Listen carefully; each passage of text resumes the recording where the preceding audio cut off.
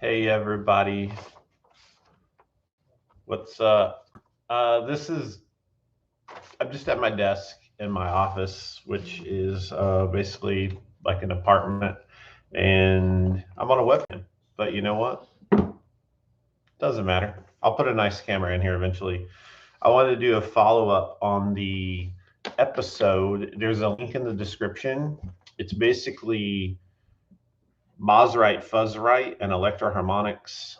There's this mystery pedal. And Daniel and I did a 1 hour conversation about this, and there were some guests on. It's a really intriguing, fascinating story of this pedal that Daniel Danger has. So if you're not familiar with the episode, please in the description below, go watch that if you want to after this. This will be really quick. Basically, I have a really strong relationship with Mike Matthews. I like to think that. I mean, we talk over email. I've been with him 2 or 3 times, interviewed him, a lot of documentary footage that I'll use one day, and there's a really good relationship there. So he watches a lot of the episodes, and so the day after we aired this, before I could email him, he was sending me and Daniel and I various emails, and I just want to do justice to the history of this story and just read what he sent, and so that it can be made more public in attachment to the video that we made. As a historian, I would never want to air things and have new information come in and just let that old era of knowing be the only thing seen. So this is an attachment to that video to follow up. Yeah, a lot of y'all in here. Good morning, everybody. Yeah, Monday morning. You know, I've been considering doing a Monday morning live kind of from this office. I might, make sure you can't see the refrigerator or something, but who cares? Yeah, good morning. Let's jump right into it. So Mike sent me this is an article I'd read before, but I'm going to just read it. I'm just going to read. This is a statement that was put together sometime around the Tone Wicker Muff, sometime around that era, and it explains the confusion with Jimi Hendrix and the dates. So I just want it to be read here and attached to the last video, that there has been kind of a mass confusion in the pedal world about, did Jimi Hendrix use a big muff? And that ties into the story because this unsolved pedal here, it would be pre or during this time. So like it's part of the story. All right, back in 1969, Electro Harmonix was already selling the Muff fuzz. So the Muff fuzz is the one knob, which was a mild overdrive circuit in an LPB1 box. So interject. A lot of you don't realize the Big Muff is literally named after the Muff being a bigger circuit, more powerful, bigger pedal. Big Muff is like the deluxe version of the Muff. So a lot of people don't realize that. Little interjection there. Mike says, I wanted to come out with a 3-knob distortion unit in a bigger box. I asked my buddy, Bell Labs designer Bob Meyer, to design a unit, one that would have a lot of sustain. When I got a prototype from Bob, I loved the long sustain. This was done by cascading the circuit into additional sections, each one clipped by twin diodes. So it's cascading transistor stages, and there's diodes in the feedback loops of those transistor stages. Pretty unique, honestly. When I interviewed Bob Meyer, Daniel and I spent some time with him, lots to be talked about there at a later date, but he explained that it was a limiting circuit from radio, that it was like textbook stuff that he put together, and in his mind, it made this really unique circuit. So that's how that came to be. Basically, to keep going down here, we plunged into production, and I brought the very first units up to Henry, the boss at Manny's Music Store on 48th Street. Pause. If any of you knew Henry or have any information about Manny's music. We're looking for photographs. We're looking for any information beyond David Gilmour bought his black Strat there. We're looking for what they might have carried, what pedals they had, etc. Back to Mike. About a week later, I stopped by at Manny's to buy some cables, and Henry yelled out to me, "Hey, Mike, I sold one of those new big muffs to Jimi Hendrix." Now, this is where the controversy comes in about the big muff. It seems physically impossible that these dates align. But I'm just going to keep continuing to read this. If you want more information on this, you can watch The Technology of Jimi Hendrix, and I go into it quite a bit there. Now, let me tell you a little history of me and Jimi. This is Mike.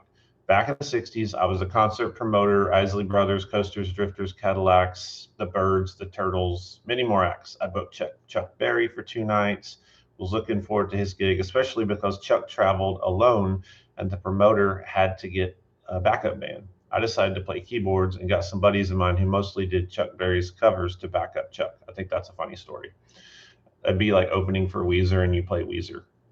A week before the gig, the agent who sold me Chuck called and said, "Hey, Mike, I need you to do me a favor and book another band. I can give you to play 3 nights for $600." I said, "Bob, I don't need another band. The crowd is coming to see Chuck Berry, and I'd just be spending another $600 for nothing." Bob said, "Please, I need this favor. You can have them for 3 nights for $500, and they have a guy that can play guitar with his teeth." I figured okay and booked them, and in the future, Bob owed me the next favor. The band was Curtis Knight and the Squires. So I'm gonna breeze through this. We all know Jimi Hendrix was that guitar player, especially if you've watched The Technology of Jimi Hendrix that I did. So this is interesting. Chuck Berry promotes Jimi Hendrix to Mike Matthews. Mike Matthews meets him as a guitar player, and it just goes on and on. It's a long email here, but basically this is searchable on the web. If you search Big Muff, Mike Matthews, Jimi Hendrix, there should be this article that comes up, but I'll just paraphrase through it. He says, it was like Jimmy James was this incredible player. That's Jimi Hendrix's real name. He said he was like loose R&B. But we became really good friends, and I snuck out of my day gig several times a week as a computer salesman for IBM. I'd go to his hotel. He went to Jimmy's hotel room. They rapped about music. Jimmy was a quiet dude and lived in a rundown, narrow hotel room with no private toilet. He usually had his hair set with pink curlers, which I've heard that before. It was very, very cool image. One night I went to see him play with Curtis at a club in the Upper West Side called The Lighthouse. If you have any pictures or information of The Lighthouse, would love to see it. Now, Curtis was a real gangster, mainly a pimp running big operation, and Jimmy hung out with me. Mike, I got to get away from this dude. I want to form my own band and headline it. I said, Jimmy, if you're going to be the front man, you have to sing. And Mike tells him that. He goes, yeah, but I can't sing. And then this is cool. I believe this. Mike says to Jimi James, hey, it's not about that. Look at Mick Jagger. Look at Bob Dylan. They can't sing, but they can phrase. And they project dynamite soul. And Jimmy said, yeah, you got a good point. I'll work on it. And so Jimmy formed his own band, the Blue Flames, and he went to see him at Cafe A Go-Go. Basically, that's Jimmy's tie-in to Mike. Mike and Jimmy became friends. And so Jimmy goes off to England. We know this. Again, it's in that episode I did. He comes back, and he calls up Mike, says, hey, Mike, come down. I'm playing at, he said, I forget the name of the club, some small club. And he goes, he was blown away. Whenever Jimmy went into recording studios, he invited him to hang out, Electric Ladyland, et cetera, later on. So long story. This is the point. Mike said, here's the rub. When Jimmy invited me to hang at the studio number 2, I can't remember the name. I went down with him to show him a new device I was working on. It was a 4-inch ceramic case speaker that I screwed into the body of a guitar and had a small power amp. So some portion of the guitar signal was bled into this little amp, into the screwed-in speaker, which made the guitar vibrate and have hot sustain. I plugged into his guitar amp was the Big Muff. I told Jimmy I made these, and he said he just bought it at Manny's. And I said, yeah, Henry told me. I then showed Jimmy the guitar with the screwed in speaker and feedback unit. He tried it and said, Mike, I think you got something here. Now, why do I tell this story? Mike Matthews says, well, sometime in the late 70s, a guitar magazine writer interviewed me and asked me, when did Electro Harmonix come out with the big muff? Not thinking too much about it, I blurted out 71. This isn't an issue to me or other pedal nerds because we all know it was 69, but I'm going to read his email because I owe that to the story. Continuing. Well, it was really 69. Over the years, Hendrix purists took the 71 and said Jimi couldn't have used it because he was gone by this time, blah, blah, blah. I want you to know the real facts. So I already knew that. I've already taught that, but I do want to kind of share that because Mike emailed it to me in regards to this Maestro email where I believe Daniel makes the comment and stuff like that. So here's some other answers that Mike gave us from our questions in the video. So Mike is literally watching the video and sending us emails as he's watching, which is amazing. Like this day and age that we live in, to have someone so great and amazing as Mike Matthews be able to watch our YouTube videos about the history we're trying to uncover and reply in real time is like surreal. We've never lived in a day and age where this access is possible. And so that's again why I'm doing this Monday morning, just to catch everybody up to speed.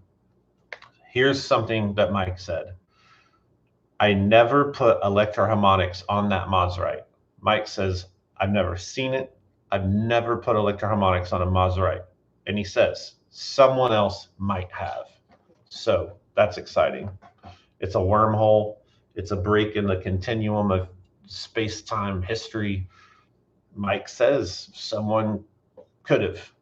That's enough for me and Daniel. I know Daniel to still be like, yes.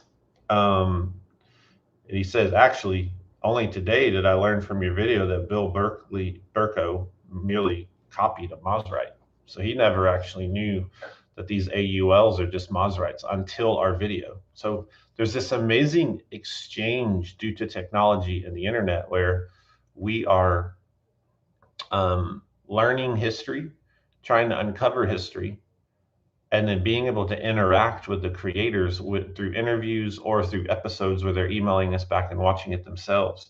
And then they're actually learning from us. And I've experienced this in so many interviews. I have experienced so many interviews where I'm interviewing an inventor and I tell them things they never knew. I'll never forget sitting with Howard Davis, the designer of the op-amp Big Muff, the Smashing Pumpkins. And I'm looking at, we're in his apartment. And I say, so how does it feel to know that Billy Corgan took this design and it became such a pivotal piece of the Smashing Pumpkins, you know, the whole thing? And he goes, no, I never knew that. And I was like, oh my God. So that happens all the time. I'm able to teach the designers the pop culture significance and history and all these little things about what the circuits are. And sometimes they don't know. And then it comes back around. And so Mike's continuing to teach me stuff here. Foxy Lady. So this is in regards to some questions in that last video. Mike confirms the 2 knob Foxy Ladies were the ones I built for Guild at AUL. So what Mike is saying is when they have 2 knobs, when you see a Guild Foxy Lady fuzz, they have 2 knobs.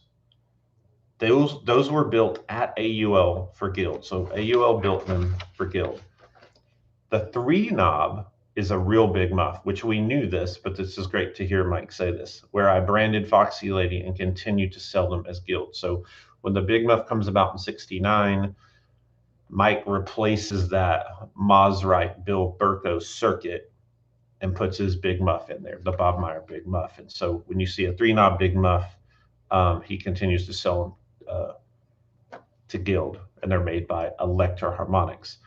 I made an error in this episode. When it came out of my mouth, I realized it. Daniel caught it off the beat immediately. I said that Bob Meyer went to MIT. No, Bob Meyer went to the New Jersey Institute of Technology. I have been studying some MIT engineers, and my brain just went there in the conversation. So this is an error that I made in the past episode. I meant to say Bob Meyer was working at Bell Labs.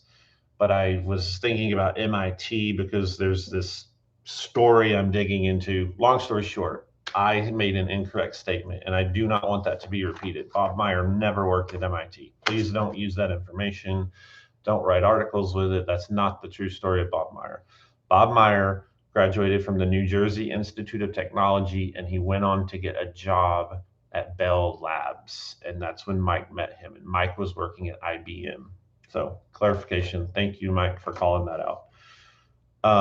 Number 4 thing that Mike answers. Electro Harmonix was founded and started in October of 1968. There was no Electro Harmonix before that. So that answers our question. This pedal is not some experiment or imagining of Mike to see a name on a thing. We speculated that. That was one of my theories. This pedal, this unsolved mystery Mosrite pedal, I'm looking at the thumbnail here for this episode here. If you look at that case, Daniel's, it's very clear. It says Electro Harmonix on the bottom, and that label has fallen off. One of the theories was that this was simply to Mike engage with this idea of having Electro Harmonix on a pedal. What could that feel like? Because he said he was down. There was these hippies. This guy helped him name it. Came up with the ram's head icon. Mike clearly says, no. October of '68 was when Electro Harmonix was named, and nothing came before that. And his 5th question that he answered is the second part of that question. The Electro Harmonix name was created to launch the LPB1, period. So now we know, October of '68, after Mike drove out to New Jersey to Bob Meyer's house, walked in, they sat at the dining room table, played the distortion-free sustainer, but the guitar input was not hot enough. Bob Meyer, this is from the interviews I have with him, firsthand interviews. Bob Meyer said he got up from the table, ran over to his bench, which in the house, it's 15 steps away, threw together a transistor booster, which would be a common emitter booster circuit, which is technically just a textbook gain stage, brought it over, tacked it onto the distortion-free sustainer design. It blew Mike's mind because it made it so loud and it overdrove the amp. Mike lost all interest in the distortion-free sustainer, asking, what is that you just did? Because there were no boost pedals. There was no such thing as a full frequency boost pedal. Nobody had done that, which is really strange. And so Mike goes back, drives to Manhattan or wherever he was, and he creates the LPB1, Linear Power Booster 1 plug-in unit. That's the first product they ever made, and that's the name. So Mike confirms this was not some experiment to take a Mosrite pedal and see what it looked like to sell an Electro Harmonix thing. That's not how it happened. So I'm going to believe Mike on that. His memory is really clear in that area. Thanks, Mike. We asked the question, who did Guild pay? Daniel asked this. It's a brilliant question because it gets to the bottom of a mystery. Did Guild pay of Mike Matthews or Electro Harmonix? And once again, that plays into, does the name exist before the products exist, which is part of that theory we had. Mike says for the 2-knob units, which AUL produced, they paid Mike Matthews. So Guild wrote a check to Mike Matthews every time a batch of 2-knob Foxy Ladies was produced. End of story. Electro Harmonix did not exist till October of '68.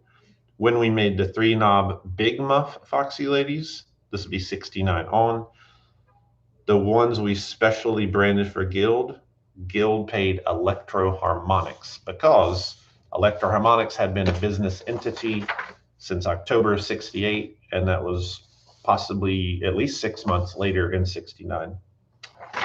This is it. I'm going to take a second and look through these comments. Man, there's a lot on here. Again, this is just to subsidize this last, that's not the right word, whatever. This is just a addition to that last episode so that I could have facts out there, and any speculation or misnomers or bad information would kind of be stopped. So if you're a pedal nerd and nut, please share this video anywhere you see the other video being shared. Someone says I look depressed. No, it's just early. It's just early, but I'm happy. The large white pedal in the fridge is a microwave. Yes, it's very complicated. So that means the deluxe Big Muff is actually the deluxe Big Muff. Yes, you're correct. I love that comment.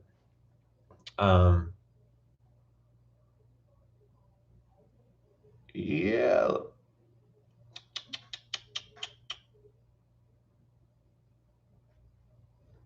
It just looks like a lot of y'all are hanging out, which I love. I appreciate it. Again, this video serves a purpose. It's done on a webcam from my office apartment. I'll get a nicer camera one day. And if you're interested in me doing more Monday things like this, maybe a Monday thing where I talk through a history point or share stories with you or something, let me know. I'm considering doing it because it's helpful to me to process verbally. I actually learn and I connect dots when I talk. Ironically, I hate talking, but I've learned that that's a discipline that's good for me. So if you like this idea, Sean Roberts says this office has real divorced dad vibes. I love that. That's what Daniel told me. I'll do a tour of my office at some point. It's funny. It's literally like a cheap apartment in town where I can be in the quiet. So anyway, if you like this idea, just let me know about a Monday morning thing. It would be no playing, and it would be stories, history, this kind of situation, and that's it. So I'm going to end the stream now. Thanks. Have a wonderful Monday. I look forward to you watching Friday's episode. It's really fun. And if you're in Chicago, I will be talking at the Fretboard Summit.